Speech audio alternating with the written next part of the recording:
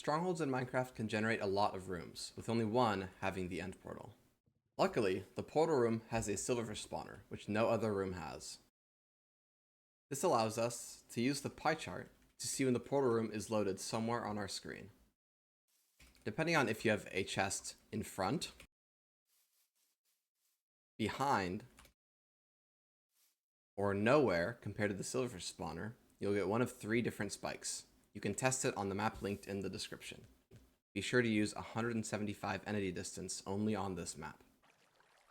When doing preemptive, make sure you have 8 render distance, 50% entity distance, chunk borders off, and hitboxes off. You can toggle those two with F3G and F3B.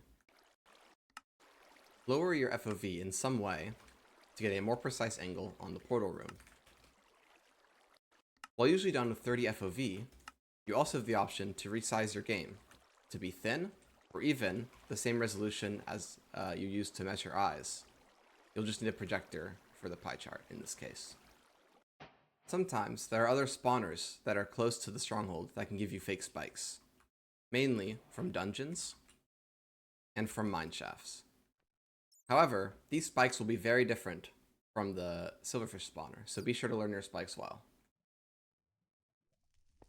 The one exception is a zombie spawner, which unfortunately is about the same as a silverfish spawner. So if you run into one of these, this might have been what's giving you your spike. Sometimes, even though you scan every direction, you won't get a single normal spike. The first thing you should do is look for hidden rooms in starter. You can tell by these stone squares followed by a normal square. A lot of times it's because it lines up with a chunk border as well. Once you pass the chunk border, rescan, and you might be able to get a spike, like in this case. In general, if you can't get a spike in starter, cross the chunk border and rescan. If you struggle with avoiding hovering blocks, like in this case, another option you have is to turn on hitboxes while you hover blocks. The spikes are different, but they're still fairly recognizable if you want to learn them. I'll link another video in the description if you'd like to learn hitbox hover preemptive.